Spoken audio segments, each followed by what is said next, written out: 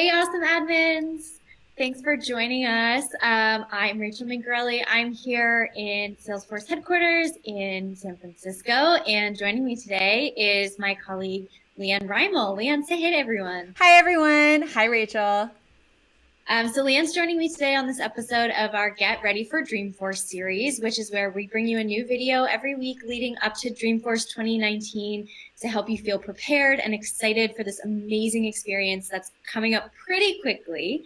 And so most of my colleagues and the people that we've featured on this episode or on the episodes previous are remote. So last week you saw me with Mark Baseman. This week, LeeAnne's joining us, and we have some really special guests lined up for the next couple of weeks as we do our countdown. So, LeeAnne, since you're not here in HQ, why don't you tell everyone what you've been up to and where they might have seen you out and about in the Salesforce community lately? Yeah, so I'm not in HQ. I'm actually up in Montana. So one of the things I've been up to lately is shoveling snow because it's already snowing in Montana. But in the world of Salesforce, I've been working on a lot of fun stuff for Dreamforce. So working on exciting things for Trailhead Live, working on exciting things for our admin keynote, getting ready for some sessions that I will be participating in and delivering at Dreamforce. So we're really all hands on deck for Dreamforce right now. I'm really excited to see everyone in San Francisco and for a little bit of warmer weather. That's true. Yeah, you could do without the snow. It's a little early for that still. Well, we're super excited that you're going to come join us for Dreamforce. And I know we want to get all of our admins excited too. So why don't you give us a little bit of background about what you're passionate about in terms of like helping admins be their best selves and why Yeah. you're here to talk to us today. So I get really excited for people to present things that they've learned, things that they've built. Like one of my favorite parts of Dreamforce is working with admins and members of our community that are delivering presentations. And, this is like my 11th Dreamforce, I think. So I've done a lot of presentations myself. I've been in a lot of keynotes. I've helped advise. And I've also worked with a ton of people that are both really experienced presenters, and I've learned so much from them. And I've worked with a lot of people that are first time presenters, and they're getting on stage for maybe one of the first times. And we talk through a lot of the things that, might help alleviate some of the nerves and help make you as comfortable as possible in front of the audience. Because I think it's really important to feel like your best self when you're getting ready to present and to be able to really focus on that content and focus on your audience. So one thing that we often talk about when we are like getting ready for our keynote, especially working with newer presenters, working with people that are doing a broadcast for the first time, like release readiness, one of the questions I always hear from everybody is, what do I wear? What do I have to be aware of? Like that's one of the number one questions. So I know it's something that Rachel, you and I talk about, and we often work with, different people in the community as they're getting ready. So we just kind of want to talk about some of those tips. And the first most important tip I think is be yourself, right? And that's, everyone says that. It sounds really easy to say, but like I would say as a presenter myself, like Dreamforce is not the time or your first presentation, whether it's a user group or an executive presentation at your company or a Dreamforce presentation. I do not think it's the time to like experiment with like a brand new type of attire, a brand new type of shoe. Like if you never wear high heels or you never wear like fancy pointy toed dress shoes, like this is not the time to like try a brand new thing because it's going to really take your focus away. So you can be your best version of yourself, but like you don't need to go out and try to totally like revamp, your look or the things that you usually attire yourself with. So I would say be yourself, be comfortable. Some things that, I guess, well, Rachel, what are some of the things that we talk about a lot? I'm trying to think some of the things we talk about a lot with our presenters. Yeah, so things that come to mind with like when we're on camera, right? Like I do release readiness live with the admin team, and you're frequently a guest on there.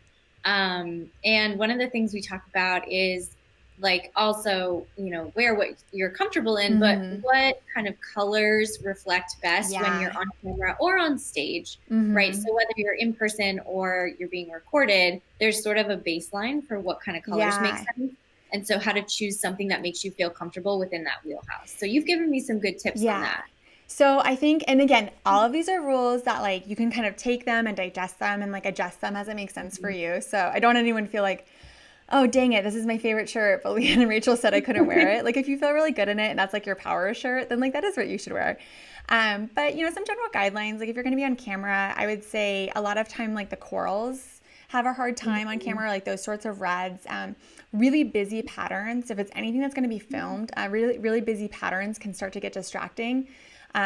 Bigger, bolder patterns often do okay, I think, especially like on stage, but they might be distracting on camera. So kind of knowing what your space is going to be. If you're going to be on camera, I wouldn't recommend doing like all white or all black, just because it can be, you kind of can look like a floating head sometimes, or it can kind of like be super bright for the lighting. I also think it's just very bold to wear all white. I mean, if you feel confident that you can get through a whole day without getting coffee spilled on you, that's great. But like, I think that it's always good for me, like at a Dreamforce presentation, if I have like a 4 p.m. presentation, I kind of try to think about my day leading up to that. Then I'm not going to like add stress to my day by wearing something that wrinkles super easily or gets stained really easily. And then, you know, I've got my exec presentation at 4 or my keynote at 4, and I'm like, oh my gosh, what am I going to do? So a lot of it is like giving yourself the space to be in the right head state. Yeah, I think so. And I think one thing that's really wonderful about Salesforce is we love to be on brand. Yeah. So anytime you can wear just solid blues, I love the you're on Salesforce brand. blue. I have so many Salesforce blue like sneakers and sweatshirts. I was looking at my pair of Dreamforce Salesforce blue shoes today, actually. Another thing that I try to avoid, just because it's like you want people to focus on you. You want people to focus on your presentation. You want people to focus on your content and how you're connecting with them. If you like to wear jewelry, like I really enjoy jewelry. I like have a lot of big earrings. I have really noisy bracelets.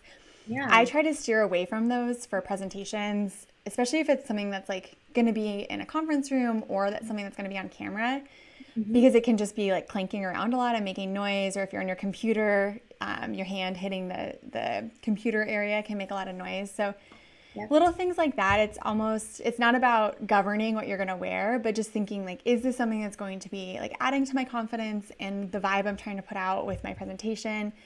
Or is it going to be like a distracting thing that they're not going to hear about the cool flow I built because they're too busy like being annoyed by my bracelets?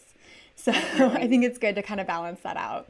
Yeah. And so like these tips, as we get closer to Dreamforce, obviously make a ton of sense for our speakers who are going to be on stage in a theater or a breakout. And, you know, we've talked about like being on camera before or being in a keynote. But what about people who are remote this year and they might not be able to join us here in San Francisco for Dreamforce? How do these tips apply to them?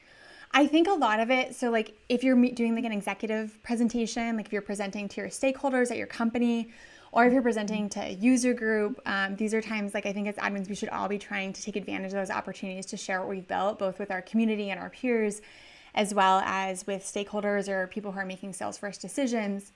I think definitely like the trying to not have things that are going to take away from your presentation is always a good idea. But again, like if you have some bracelets that like they give you power and you love them and they make you feel good and they're part of you, like wear whatever you want. However, like, you know, thinking about the things that you're bringing in, and also just thinking about like how do you set the tone for that meeting where you're like, I'm here, I'm a boss, like I'm here to show you this cool stuff I built. So you don't need to go out and try, if you don't ever wear a business suit, like when I first started my career, I remember they were like, you got to wear a suit to this meeting. And I'm not a person who wears suits. I don't like wearing suits. And I felt so weird. And I think it took away from like my ability to really share like the knowledge that I had. And so I think it's like, of course you want to wear like your best version of what you usually wear, but you don't need to go out and like try to fit into a totally different persona. Like wear what makes you you, but maybe just like your best version of it that is like makes you confident. But I wouldn't say, you know, I think a lot of times we feel like, oh, we've got to go out and, you know, everyone wears high heels in business, so I've got to go get high heels. I don't wear high heels, like real heels. I'll fall over in them, and that would be very distracting in a meeting. So I don't wear them to meetings. I wear sneakers 99% of the time because that's what allows me to feel nimble and comfortable. So I'll just wear my nicest sneakers for important meetings. My fanciest. Totally. I have a pair of sneakers that is only for Dreamforce or conferences, and you will never see me wear them anywhere else. It's just for conferences. Yeah, your cleanest, fanciest sneakers. You can still wear sneakers. You just wear your best version. And they're Salesforce blue. They're Salesforce blue, so it counts. But I think, you know, thinking about like what makes you feel good, and then how do you bring your best version of yourself without trying to conform yourself too much to be someone that you're not, and also without doing things that are maybe taking away from taking away or distracting from a presentation. And I try to be thoughtful, right? Like I think it's, if you want to wear a graphic tee, like I love graphic tees. I wear a lot of graphic tees, but I think hard about like, what is the thing that I want to be part of like the presentation I'm bringing. So I'll just wear graphic tees that like I'll wear like a girl development tee when I'm talking about like female development programs and stuff, right? So I think it's like, it's awesome. Know your audience. Yeah, it's awesome if you love graphic tees. Like just think about, is that supporting your story, right? And then, you know, if there's little things like, I know a lot of us get nervous when we present. It's super normal. A lot of times when you get nervous, you like perspire more. And people, you might, if you're someone who gets shiny, like I am a shiny person myself, if you are someone who like is comfortable with makeup, or if you're a person who enjoys makeup, like it's definitely a good time to like not wear any like shimmery makeup. It's a good time for matte makeup, if that is something that you like to wear or like to explore. Just because, but again, right? If it doesn't feel authentic to you, if it feels weird for you, then don't wear it. Yeah, don't wear it. But it was a good tip that was given to me early in my career, because I was like, oh, I don't wear any powder. Like that's not a thing that I wear usually. And I got on stage and the lights were so bright, and I was shiny, and I was like, oh, now I understand why you told me that. I get it now. So you kind of learned what works best for you, and then so it's telling our admin audience everywhere, learn what works best for you and really embrace that, and pass along that knowledge when you find it, right? Yeah, and like have each other's back, right? Like I think that's something, especially if you're working with someone who's like a first-time presenter or like a new presenter, like take care of one another, right? Like if you're, you know, if you see someone like maybe a woman that you're friends with in the community, or a person you're friends with in the community, and they're getting ready for their first presentation, like, you know, help give them a once over if they want it, right? And if they're like, if you're friends with them, if you have that relationship, like, I think that that's something we can do to like help each other feel comfortable and feel good and feel ready. I know, like, especially if you are someone who's speaking at an event with AV, like often it's just the way of the world. Like often the people who work AV are men, and they're often not comfortable like helping women as much with their microphones. That's just something that I've noticed in my life. So like as a woman, when I have like a female presenter that I'm working with or who's a friend of mine, I always try to see if there's any way I can help with their microphone, make sure that it's like close enough to their mouth, or it's like secured properly. It's just kind of like, it's getting a lot better in the industry, right? But like, I think in general, like that's been something I have found a lot. You know, the mic pack will be like attached from like 5 feet away, and they're like scared to get too close to attach it, and then it's like not attached correctly and stuff. So just, you know, having each other's back on things like that. Like, is your mic attached? Does the sound good? Are the levels this is right? Like a great tip for community for community groups and for Dreamforce, whether you can like, whenever you can be there in person, show up for your people, right? So we all did that at Trailhead DX for one another. We said like, I'm going to be your person, and I'm sitting in the audience, and you can make eye contact and feel a little more settled and comfortable you know that your person is out there. I cannot overstate the value of being able to look out in the audience for no matter what level of speaker you are, and no matter how big the audience is or how small the audience is or how experienced you are as a speaker. I cannot overstate the value of being able to look out in the audience and see a smiling face. Like that is something that Chris Landy taught me really early on in my speaking career. And the amazing Chris Landy and I would always like she would always be there in the front row for like rehearsals that she didn't even like need to be a part of. And she would be there and she would be smiling and nodding and like encouraging you. And so I always try to like pay that forward and do that for people in my community. Because even if someone's a super experienced speaker, and you're like, oh, of course, they're not nervous, they're doing fine. Like, it's such a nice feeling to be like, okay, someone gets it. Like, there's a familiar face here. So if you ever want to really support people in your world that are speaking, put your face somewhere they can see it, not in the way back, like be in the first couple rows, and don't be on your phone, and be like looking at them and giving them positive feedback and smiling and nodding. And it is such a good feedback loop, and it'll help them a lot.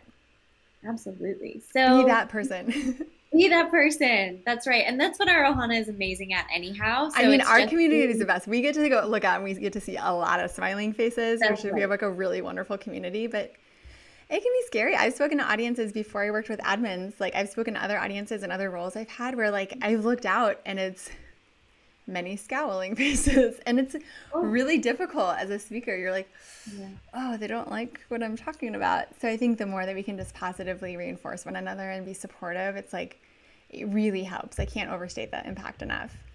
Yeah.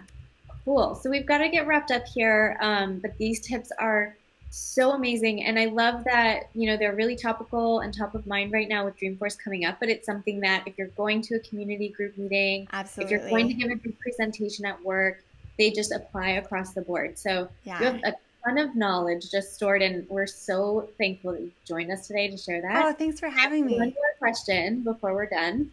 So if there is one thing that an awesome admin can do right now, either at home or planning to come to San Francisco to get Hmm. ready for Dreamforce, what would it be?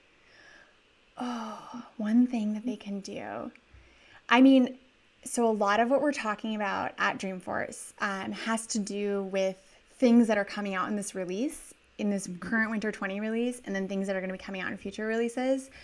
So I actually think that going through, we are just finishing the release of our Winter 20, and we had our recent Learn More campaign, and it's on the admin website. But we've got all of our links to things that we were excited about to talk about for the release. And I think the more that you feel like up to speed with everything that we've talked about so far with the release and the things that came out, and you can Yep. learn that by going through our blogs from Learn More and watching the videos from Learn More, and we have a trail mix for everything that we covered in Winter 20. I think that Mhm. that'll really help um, give you that foundation for a lot of the information we're going to be covering in the keynotes and in a lot of sessions at Dreamforce. Definitely. So if anyone's curious, the short link to reach that campaign and that trail mix is sforce.co/learn more, MOAR. And today is the last day that you can complete the trail mix to get a special community badge. However, what you can do at any time is go through that trail mix and get skilled up on all of the latest release features that are coming out and really feel prepared for Dreamforce. So that trail mix does not go away after today, but if you can get it done before 11:59 p.m., you can still get the special community badge. And Ooh, I extra bonus. believe it's like a 2-for-1 deal because if you complete any badge for the next couple of days, you can also get a bonus badge through the trick or trailhead. So check all of that out. There's plenty of tweets about it on our profile, and that's at Salesforce Admins. There's no I. And you can find us on Facebook as well. There's tons of great info, like LeeAnne was just talking about on our website with our blog posts. There's just info everywhere so you can learn, and you have a couple weeks to really get skilled up and feel prepared for this event. So thanks everyone so much for joining us today. Thanks Thank for you, LeeAnne, for being joining. here. I'll see you And all we soon.